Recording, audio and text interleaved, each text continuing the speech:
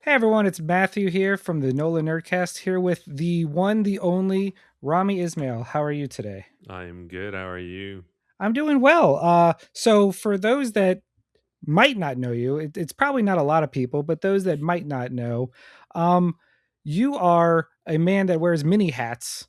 You came from game development and then are now currently still in game development, but also you do a lot of advocacy, a lot of education. Hmm. You're all over the gaming sphere. How would you, if someone asked you for your own elevator pitch, what would that be? Oh no. Um, so I'm Rami Ismail. I'm an independent game developer, and I've been making games for 16 years now. I was an independent developer over at a studio called Vlaambeer, where I made games like Super Great Box and Luftrausers, Nuclear Throne, Ridiculous Fishing. Um, on the side, as sort of like side quest, I started trying to teach independent game development. My career started at a really weird time in independent games, like sort of like pre indie publishers, pre App Store, and so I was kind of there for a lot of that, and I realized that my particular um, profile sort of like allowed me to really sort of get ahead of the curve in that time. And so I wanted to share. I didn't want to pull up the ladder behind me. I think a really big part of what I do is trying to make sure that people can make games and that they can make games on their own terms and from their own places. And so the became a public speaker, started getting involved in charity and other organizations, associations, and started building free tools, kind of that kind of stuff. And so over the years, I've been known for things like PressKit, which is a free toolkit that people can use to make press kits. I was gonna, I'm known yeah. for GameDev.world, which is an online conference in 8 different languages. I've been involved in funds such as Indie Fund. I helped organize Indie Mega Booth. I assisted in Train Jam, just kind of all sorts of initiatives that were to benefit the developers. I got involved in, and I've been very fortunate to be able to do that kind of stuff because I get to see all the cool people making cool games. So Isn't it's that the been a best good. part? It's the best part. It's absolutely the best part. Yeah. Especially and what I like to try and focus on is because especially nowadays our industry is constantly let's just put it nicely and say in flux.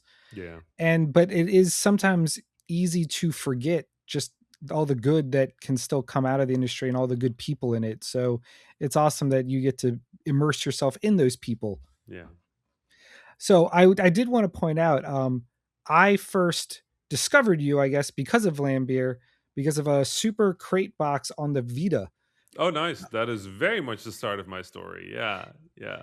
and then Luftrausers, if I'm Yes. saying that right. But those were the two that I always associated with you for so long, even before like Nuclear Throne and everything. So just Right. thank you for many of the years, and then Oh no, absolutely, and my pleasure. That was a fascinating time as well.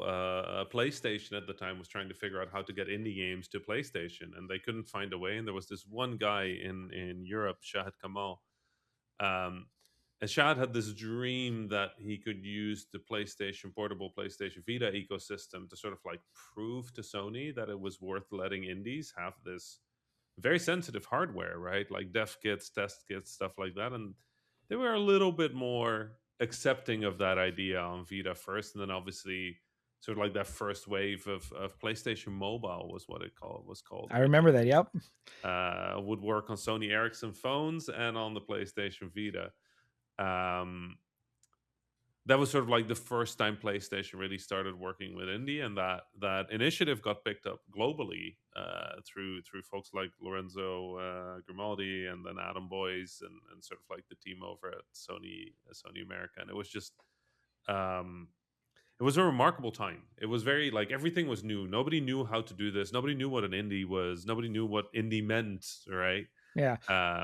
And what it could be, at the same time the it was the start of boutique publishing. Devolver Digital was coming up with folks like Nigel Lowry at the top of that, and I think um, when me and Jan Willem Nijman, JW, my former co-founder at Vlaambeer, sort of like came across the Hotline Miami folks, and Devolver told us what game should we pick up. We were very quick to say this one. And so I think when Hotline Miami came out, to me that was sort of like a watershed indie moment. Like it I was would like I would agree. it was the moment where everybody looked at indie and went like, "Oh, okay, this can be like game of the year material, right?" And it's not like that had never happened before. Super Meat Boy was a big thing. Antichamber was a big thing. Like there were indie games that were like getting attention, but I think Hotline Miami was the first time we kind of looked at it and went like, "These two kids came from nowhere." Right, like these are not like this is not folks that have been like have had careers. Nobody on the team have had careers. They just made flash games, right? Yeah, Like that's what Denaton did. Jonathan Söderström and Dennis Wedin. Um, it was such an interesting time to be a part of. And yeah, the Super Crate Box coming to Vita, Luftrausers being a published game, Serious Sam the Random Encounter being a published game. Uh, it was also nobody knew what was happening. So getting to make those games and hearing people getting to play them was remarkable because up till then you made an indie game, you put it on Newgrounds, which phenomenal website. Don't get me wrong, love Newgrounds, still love Newgrounds. But the the truth of the matter is, until those moments, the sort of like reach of an indie game was very much a niche community, oh yeah. and then after that, it it almost became the default of gaming. Like of enthusiast gaming anyway. Is I you got to be where the indies are. I remember just it almost seemed overnight in some regards that media coverage of indie games started popping up because before, like you said, like you'd throw it on Newgrounds, you might find an audience, but no one, you weren't going to go on IGN and find someone talking about the latest Flash game. Yeah, yeah. So that's awesome. And it was also like it was very specific communities. Rock Paper Shotgun was always very good about indie, and Destructoid had like a great community that really cared about indie games as well. But this is also pre Twitch, right? Like True. Justin TV was a thing, Twitch wasn't. um but yeah, no, Holmes was there, and Stephanie was doing things, Sterling, and the Rock Paper Shotgun crew was always like there, and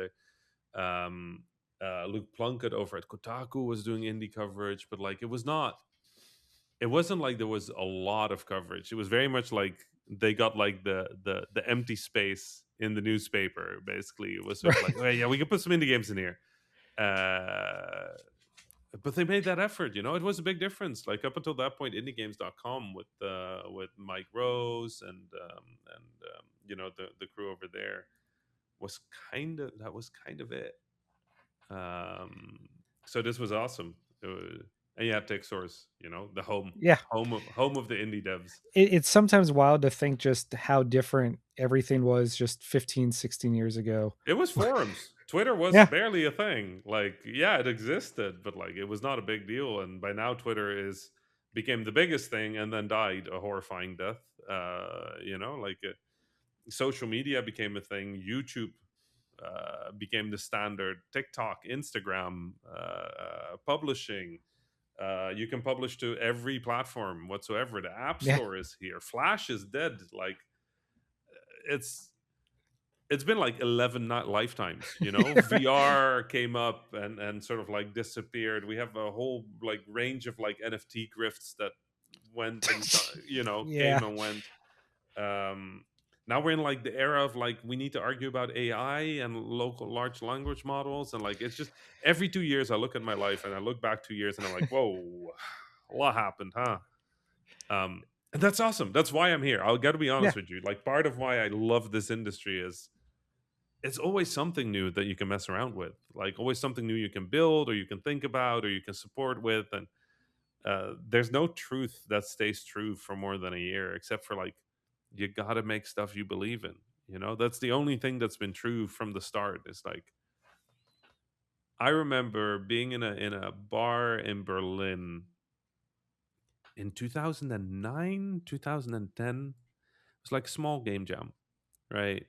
It was a small game jam, but it was an international game jam. And I'm not from Germany, but I went to the jam. And, two people that were there were called Marcus and Daniel. And Marcus had a little prototype. and the prototype was of like a little like 3D blocky world, and you could just place blocks in it. That was it. It wasn't even that you could collect blocks; you could just put blocks in it.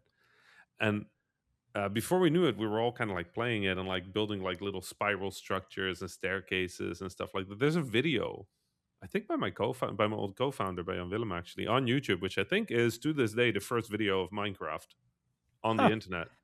Um, but that was it. No, you just have to build what you want to build. Um, because it's a hard industry, and most of us don't get much money. Most of us don't get to like become billionaires or even millionaires. Like most of us just get to make another game. And if you're gonna You- if you're gonna burn through all of your money and all of your energy doing this, you might as well make stuff that you're excited about. right? Literally for the love of the game. That's it. So I would like to talk about like you, because I've Mm, always been curious, what is your origin? How did you start your path to gaming? And what were like the formative games in your childhood that led you to where you are now? right. Yeah. No. So I'm a bit of a weird one. I have played one video game in my life without the eyes of somebody who can modify them. It was Huh. called Jump Joe. It was on MS DOS, and it was terrible. It was a little platforming game, and it was like the way old school platforming games were relentless. As soon as you started to jump, you were committed. No adjustment, no any of that. And it was on a timer, and there were like robots, and if they were looking at you, it was game over. Like it was brutal. It was not fun, but it was the only game I had. Um, the second game I had was not a video game. The second game I had was called Gorillas. Gorillas was fully named Gorillas.bas, and BAS was the extension for a basic code file, specifically for QBasic. And QBasic was a programming language that existed back in the days.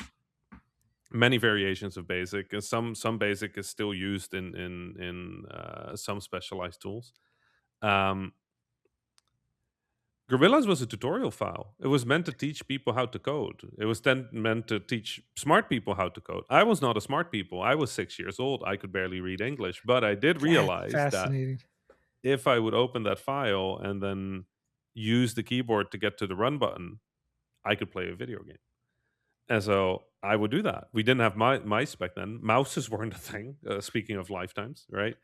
Um, and so I would have to press. I think it was like Control F5 or Control R. I forgot what the key combination was, but basically, I would open the code and run that, and then get to play Gorillas.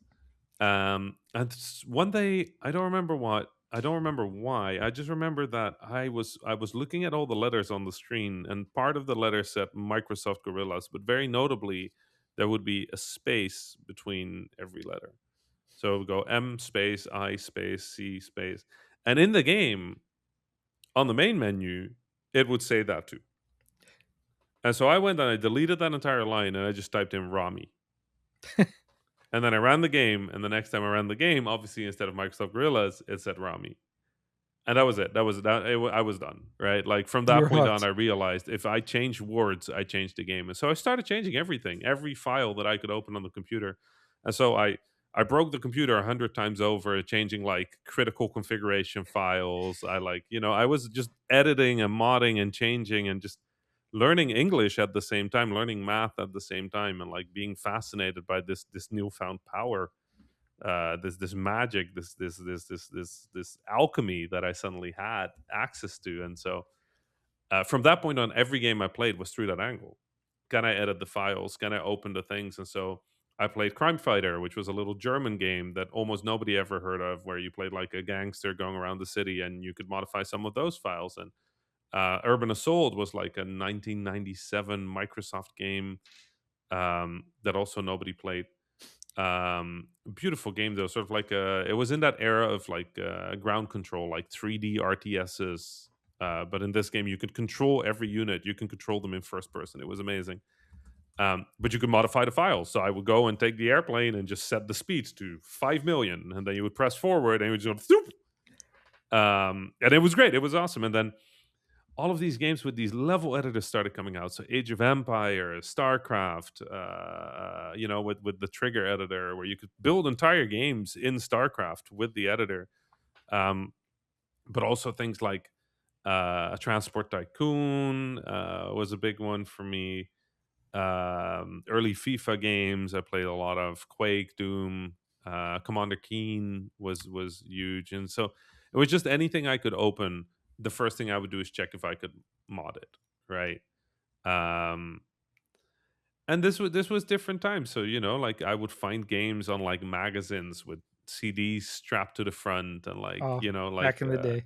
yeah, it was good times. It was weird. There were less games, but every one of them kind of felt like a little treasure. And then the first thing I would do is break the treasure in every possible interesting way. And so um, I think for me, that's very much how things start. So when I say I've never been a player, I mean that I played one game without having the eyes of somebody who wants to modify it. Right. That might be the most fascinating answer I've ever had to that question. That's so cool. It's really weird because I was 6. There was no intention in what I Right. was doing. It was just like this is how my life went. And so every device I got, I tried to program in it. Everything I got. And I wasn't good. That took me like 15 years to get there. But like I wanted to. Like I wanted to break every possible piece of technology in interesting ways. Um and so for me it was really distressing when gaming had the shift from like this is a piece of software that is entertaining to like this is sort of this authored like authorship like Mm. thing. As overnight, I don't know if you remember this, but overnight cheat codes disappeared. Yeah, It it was a used to be thing. you used to be able to just type it in, like, from Grand Theft Auto to Warcraft, you have the baked in cheat codes, Yep. gone. Yeah. Yep. It was just gone. And it was because there was this idea that gaming had to be this sort of like authored experience where everybody sort of has like a fair experience. The same discussion we hear now about difficulty, right? It's like, no, everybody should have the same. I'm like, shit, if I want to fight that final boss with a bazooka, 6 airplanes, and a jetpack, like let me do it. Like, why not? Right. Yeah, And so for me, that was sort of the point where I went like, okay, I guess I'll have to make them myself.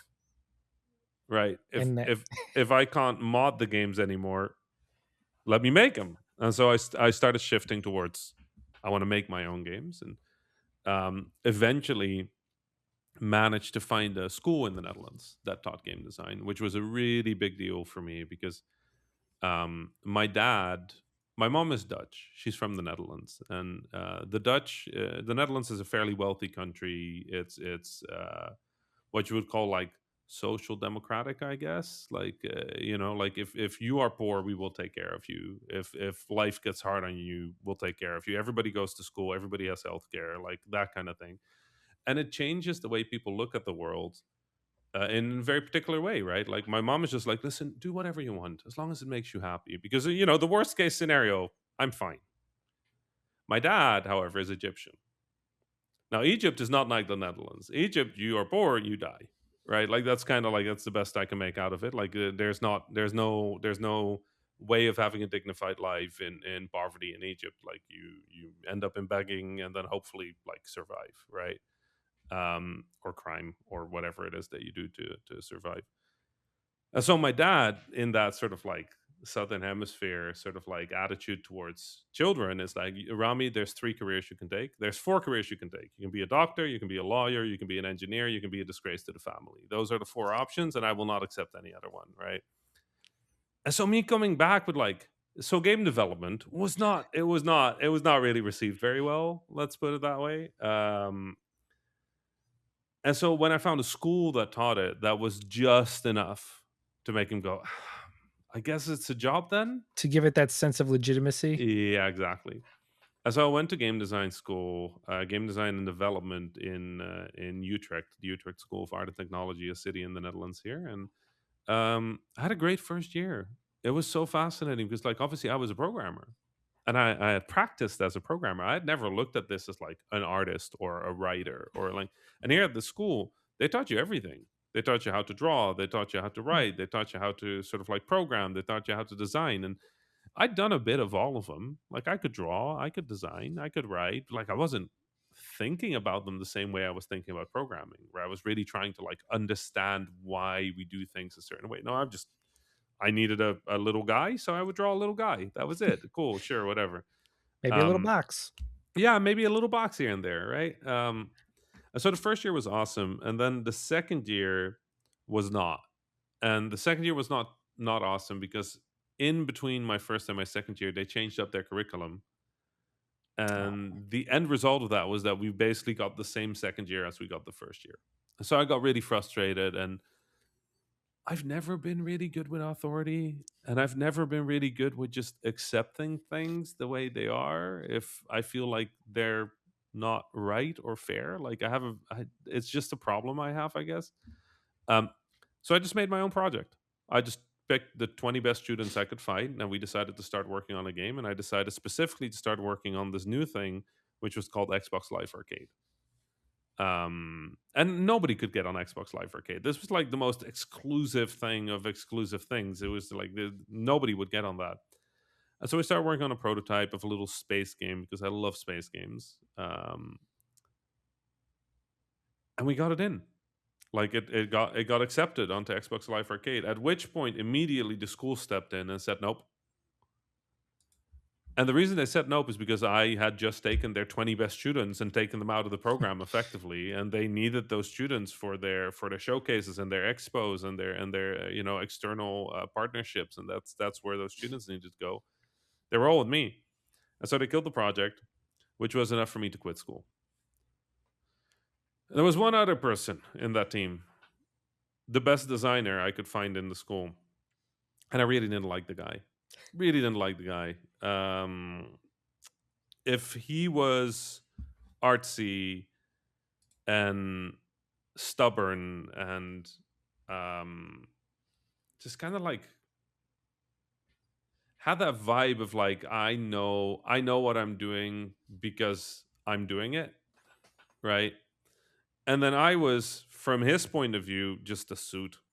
I was just talking about money and like big projects and I don't know what. And he was just like, just let me make small stuff. And I was like, let me make money doing stuff I love, right? But we were the only two people dropping out, so that's how Vlambeer started. And we decided to do one game together. That game was Super Crate Box, and then Super Crate Box was IGF nominated, mega hit. And so we decided to do another one. And then 10 years later, we shut down Vlambeer, having shipped 5 hit games out of 18 launched games, of which many were like jam games. And so, yeah. uh, what a story! Like even Right? I look at it and I'm like, that seems a little much, but that's actually what happened. Um, and so after 10 years, exactly 10 years, September 1st, 2010 to September 1st, 2020, Vlambeer existed and made games and tried to give back and tried to do right. And then we shut it down. Eventually, JW, my former co-founder, bought control of my half of the company and decided to sort of like to put it in sort of like a maintenance mode so everything can keep, because it's not like it used to be anymore. Like you build software, after 3 years it no longer works, and so it was a shame to let those games die, and JW decided to manage that.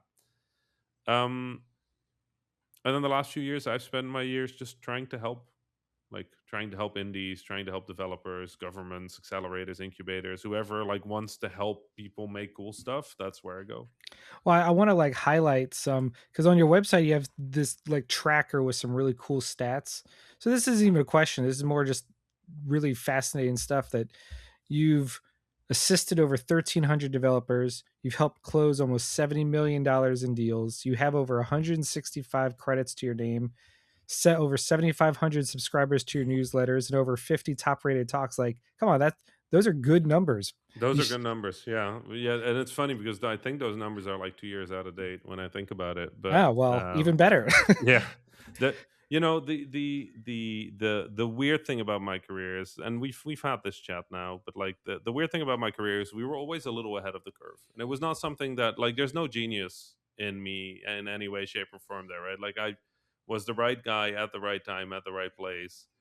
The thing that set my career off was my dad, and it's not because my mom was, without my mom I wouldn't be here either, right? But like my dad really needed evidence that this was a job instead of a hobby. He would always, in Arabic, he would say, "Khalas bin Nintendo, enough with the Nintendo. Like stop, like go do something real, right? You could be a doctor or a lawyer and an engineer." And I have this memory of my doctor actually that I tell sometimes, and if you follow me on social media, you might have heard this story. But when I'm not scared of many things. I'm scared of needles. I'm very scared of needles, like very scared of Scared, needles. scared. Like phobia, like try and punch my way out of a situation, like scared of needles. Um, and so my doctor had been on the bad side of that fear a few times. And so over time he learned to sort of like cope. So he would bring like a bunch of strong guys out to like hold me down, or he would try to distract me in the years when he was still more optimistic about it. Um, and he hasn't succeeded many times at giving me an injection or a shot without the things getting a little spicy. But the there's two or three times where I managed, and one time he just asked me, "What do you want to do when you grow up?" Right? He's like, "What do you want to be?" And I told him, like, "Listen, I want to make video games. I just want to be a game developer. I want to make cool things that people play." I hadn't thought about it that much yet, but I knew that was it. Right? Since I was 6, I had known that was it. That's what I wanted to do. And then I looked at my doctor, who desperately tried to hide the needle behind his back.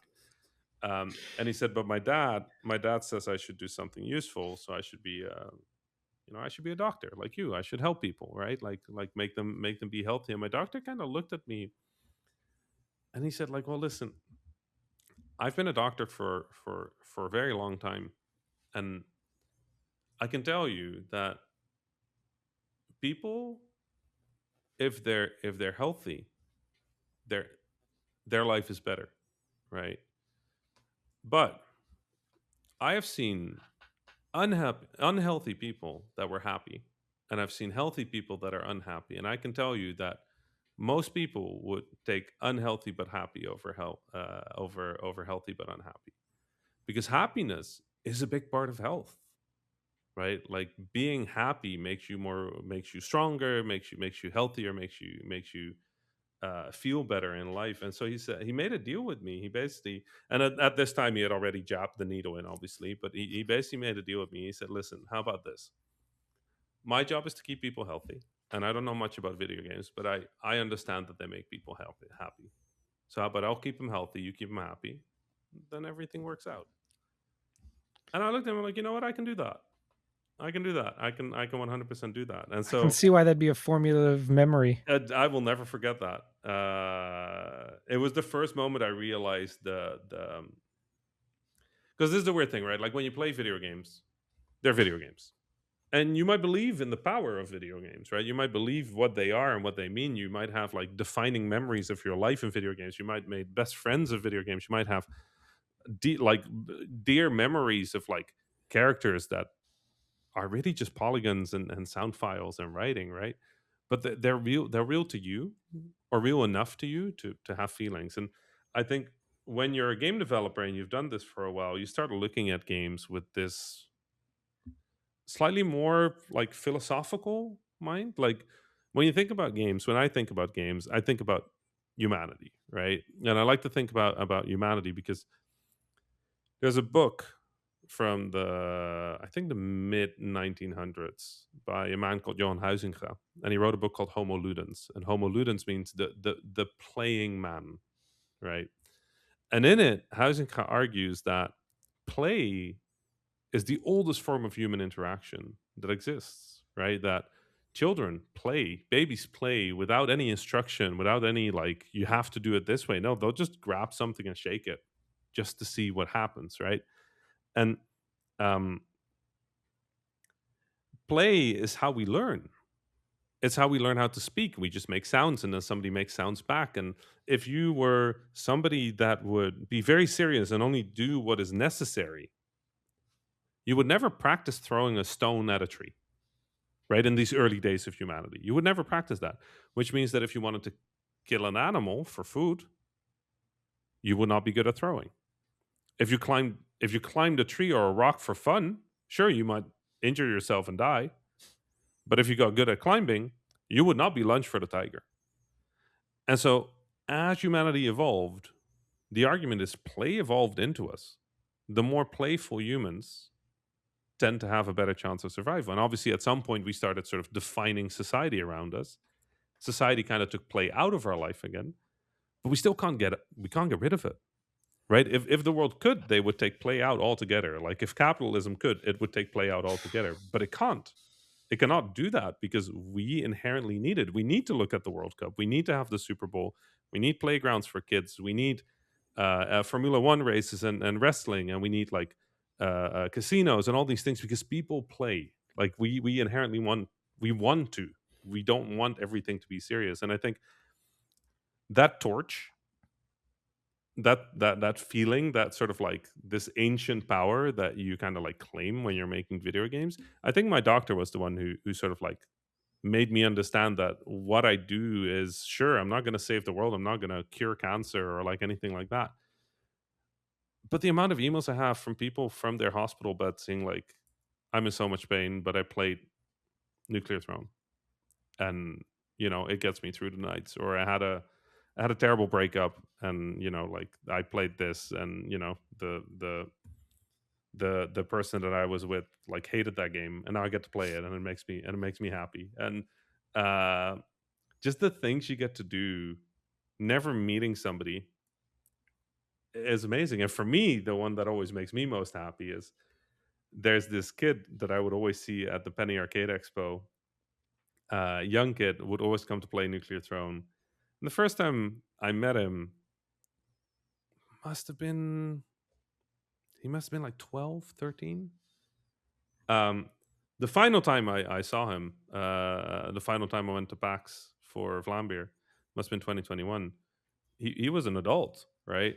Uh, and he became a game developer, and I was kind of like, he chased that, like, oh my god, if these two guys can do it, I can totally do it. Which was, I think, the promise of Vlambeer. If these two guys can do it, if Rami Ismail and Jan Willem Nijman can do it, clearly everybody can, right? Like everybody should be able to do that. And I think that was always sort of inherently the promise of what we did. Um, but that torch, I think it's still the thing that I care about most, and I talk about with other developers, is like, we're not curing any impossible disease, we're not saving the world, but like, wouldn't it be nice if the world was a little happier, just a little? Yeah, So we make that. I love that. Um, I want to not take up too much of your actual time, so I had one final question for you. It's about your skipping over everything else that we could talk about. Your new venture, or your newest venture, the leveling the playing field. Right. Your series of like talks and education about, as I understand it, the types of things that people might not be able to learn unless they had the means to travel themselves. Yeah. And you even price it at, I believe, like 40 euros, which Yeah. is very affordable, all things considered. Like, Yeah. how did you come about this? Because this just launched as we record this. Yeah, that's true. It's been a little crazy. Yeah, no, so the reason I talk about games with this sort of like philosophical angle is also because I spend a lot of time teaching, and I don't mean teaching as in I'm not at a school. Um, After Flamber shut down, I did many years of consultancy and support, and so I've worked at everything. I've worked at tiny indie studios. I've worked at AAA's. I've worked on hit games. I've worked on failures. I've seen kind of all corners of the industry in all corners of the world, from New Zealand to Canada, and from Chile and Uruguay to Japan and Russia. Like, just across the planet, I've sort of like been everywhere. The the thing I realize is that it's impossible to out teach how many people want to make video games.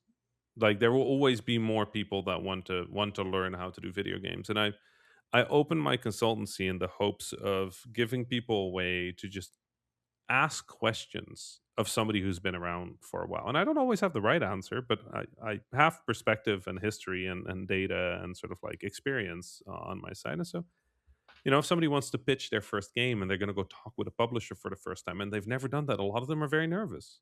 They don't know what to expect. They get worried about that their number might be too high, or that their timeline is wrong, or they don't even know if their game is good. They're just they're scared and they're shy, and they want to make sure that they don't mess it up because it feels so big, right? And then I want to be able to say, okay, have a call. We'll sit down for 30 minutes. Let me go through your pitch. Let me show you what that looks like when a scout goes through your pitch. And then let's have a chat about how you can improve your deck, right? And so I do that. But I don't have a lot of time. I like, I have my week. I still make video games. Australia did it is coming out. I have two other Yep. projects I'm working on. Like there's just not enough time. And a lot of my consultancy clients are larger studios and they can afford paying for that time. But the free consultancy was often my favorite one. Like I would just offer it for free, right? So at some point somebody said, like, why don't you clone yourself? And I'm like, that would be great. That would be great. I would love to clone myself. But like, and they're like, no, no, I mean, like, take the questions you get most and just answer them. And I'm like, okay, that's actually fair. So I started a newsletter called Leveling the Playing Field. People can subscribe to the newsletter. If they subscribe for free, they get one article a month. If they subscribe with a small payment of like I think $2 a month, they get a bonus article, which is a real question from a real developer coming in somehow, right? And so then I did that, and that did pretty well. But I realized people don't read too much. People don't like to read too much. A lot of people don't seem to like to read too much. So while it helped, I still got the same questions over and over and over again. And then about 3 years ago, somebody came to me, and it was a young developer, and they'd been looking to become serious about game development. And I had suggested to them that, like even with their job, that it would be worth investing in some educational materials, right? Like pick up a few books. There's a really good book by Richard LeMarchand, and there's amazing books about game design, and like pick up any of these books, right, and go read them. And the next time I spoke to the kid, they said, "Oh yeah, I'm following this course." And I'm like, "Oh, course, like awesome. What is it?" And they were like, "Oh yeah, no, it's quite expensive." And like, how much? And I was expecting like 200, 1,500 US dollars. I was like, "Can I please see this? Like, is there a way for me to see this?" And um, so I ended up buying the course myself and following the course myself, and it was garbage. Not gonna lie, it was not good. It was genuinely just like I feel like somebody who probably does this. They just find a topic, creative, preferably, and then do some research and just present it as truth. And like it was outdated. It was not true. A lot of it was sort of like how people think games get made rather than how games actually get made. And so I was so angry. I was so angry. And Presskit, which was that free tool that I made to help developers make Presskit, I think the reason I built that is because publishers were starting to charge for it. Publishers were saying, like, listen, we'll make your Presskit and we'll take 5% of your revenue for it. And so they would end up with like 70% of your revenue despite a Presskit taking 20 minutes. And so I was like, I don't like that. Let me build something that undercuts that, right? So that it's free. How can you compete with free? Right? You cannot compete with free. If developers can make their own Presskits, then publishers cannot charge for it. And so I took that same approach here. I was like, okay, what is the cheapest version I can make video courses to answer the most common questions, do the thing that my newsletter partially succeeded, partially failed to do, and can I build that? And um, the darndest thing, I did some testing as I was building these. Nobody wants free courses. It's just not a thing. Nobody believes that they Is work. it like a yeah? Is it like a mental thing where you just Yeah, devalue them by nature? Okay. because people are used to seeing $500, $1,000 like for their courses. And I'd run into this with my consultancy. A lot of people don't really do free consultancy either. They're like, oh, I guess that can't be very good. So I ended up charging, but having a free tier. And so for this, I realized that the the value that people expect for courses like this is about $300 to $500. And so I said, okay, but I don't want to charge a kid in Uruguay or in Chile or in Malawi or in Madagascar of $300 for a course. So I decided to do the whole program, all 8 courses, for $300, 320 euros to be precise. But then allow people to just buy the ones they want. And I'm working with associations around the world to make sure that they're priced in ways that in every territory they're affordable so that people can access them. But the main idea of them is they're short courses. They're one-on-one courses. They're effectively built to say, okay, you know nothing about this topic. Let me get you to where you can have a good conversation about them. And I don't mean like go to like a conference, get on a stage and explain all you know. No, I mean like if you end up in a conversation about a budget, I want you to be able to justify your budget. I want you to be able to sit in that pitch meeting, have somebody go, so how did you get to this budget? And just go like, okay, here's what I learned. Here's how I did it. I feel confident about that. Let me have that conversation with you. So that people can get into that meeting feeling confident, that people can start working on their game feeling confident, that people understand what the value is and where it's being created. And so a lot of this course is built to answer the questions that normally only get answered at events, right? Right. And not even in talks. Like, this is the in between stuff, the production and the creative direction and the budgeting and the timelines. And like, people give talks about like programming and art, and like, these are super valuable talks and I love them, but I don't need to make those courses, right? Like, I might add some courses about those topics, but for now, how do we get people to not pay $1,500 to be able to be part of a conversation they should be part of anyway, right? And so It's almost I like you're think leveling the playing field. that is the name of the thing for a reason. Well played, well played. Um, I love it. It's been great. I'm nervous. I'm not gonna lie. The first one launched yesterday, I think. That's Games Business 101. And I saw that two people have completed them, but nobody has left a review yet. So I don't know if the audience thinks they're good. I'm super nervous. I've spent 3 years of my life building these. I can't wait for somebody to tell me whether I did good. But test audience were very positive. So I hope, when it hits reality, it's as good as can be.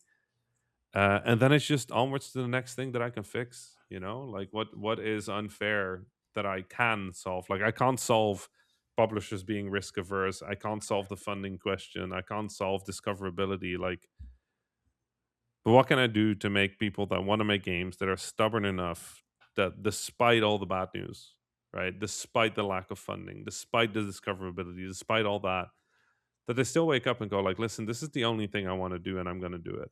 Like, how do I help those people? Because those are my people. Those are the people that do exactly what I do, and I'm going to be here, and if they're going to be here, I might as well help. It's such a fantastic concept and just outlook. So many people would have had your success and just gone deeper into that side of things, but you wanted to give it back. And I think that just says so much about you as a person. And I just thank you again for taking the time to even chat with me about random stuff. Like, there's so much more I could talk to you about, but it's just, I love how many stories you have and just how you go about presenting it. And so I can't wait to see what you do next. I appreciate it. A pleasure, and thank you for having me. This was Of course. wonderful. Thank you. And yeah, that's pretty much all I got. I hope I'll see you on the internets doing some good stuff again. Hopefully. Have a great day. Cheers.